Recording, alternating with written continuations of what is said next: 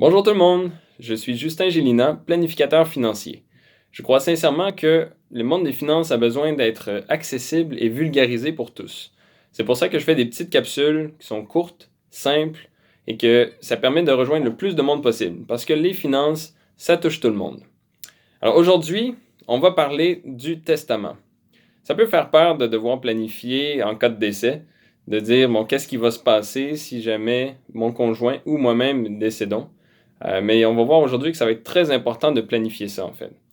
Puis le moyen de le faire, justement, c'est par le testament. Le but du testament, c'est d'exprimer tout simplement nos volontés.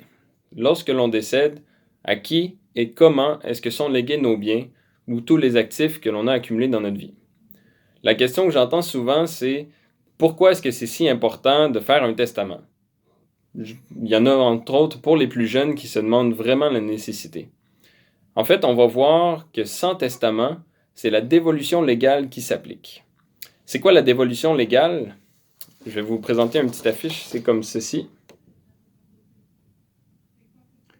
Et en fait, vous allez pouvoir trouver le lien en commentaire de où le trouver sur le site du gouvernement du Québec. En gros, la dévolution légale, ça veut tout simplement dire le système par défaut. Si vous décédez sans testament, à qui seront légués vos biens? Prenons par exemple, Jean et Marie sont mariés avec un enfant. Advenant le décès de Jean, les biens seront distribués les 2 tiers à leur enfant et le tiers à Marie.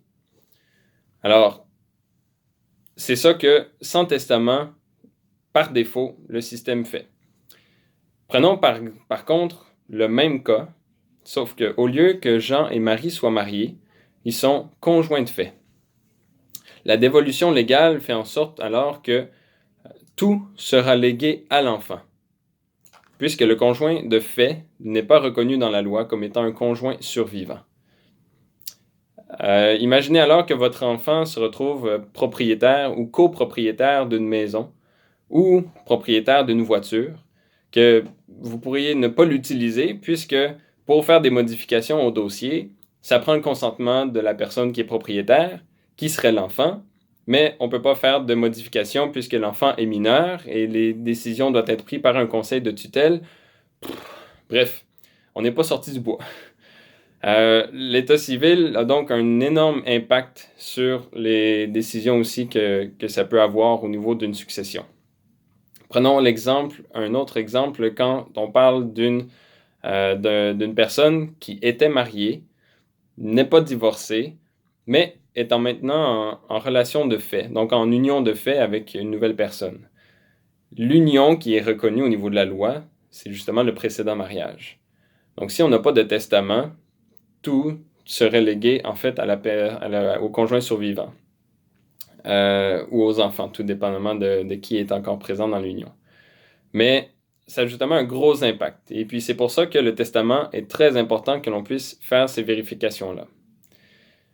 Comment est-ce qu'on fait notre testament maintenant? J'ai eu plusieurs questions à ce niveau-là. En fait, il y a juste 3 formes de testament. Le premier, c'est un testament holographe. Donc c'est moi-même qui décide de rédiger sur une feuille de papier, de la signer, mes dernières volontés. La deuxième forme de testament est devant témoin. Donc, on fait venir des témoins qui ne sont pas légataires, donc qui ne font pas partie de la succession. Et eux vont venir authentifier que c'est bel et bien moi qui a rédigé le testament. Et la troisième forme, la plus complète et la plus simple, en fait, pour les personnes qui auront à gérer la personne décédée dans la succession, est une forme notariée. Ça simplifie beaucoup le processus et puis ça simplifie beaucoup la gestion puisque le document notarié sera plus complet, mieux fait et plus précis. Donc, ça fait part un peu de l'importance du testament. Merci beaucoup pour toutes vos questions, vos préoccupations que vous avez que vous m'avez posées pour faire la capsule. Restez à l'affût. Il y aura d'autres capsules à ce niveau-là sur divers sujets. Puis justement, je vous invite à m'écrire. Si jamais vous avez des questions ou des sujets en particulier que vous aimeriez que je traite, que j'élabore, écrivez-moi, prenez contact avec moi, puis il me fera plaisir de pouvoir élaborer le sujet. Donc, merci beaucoup et à bientôt.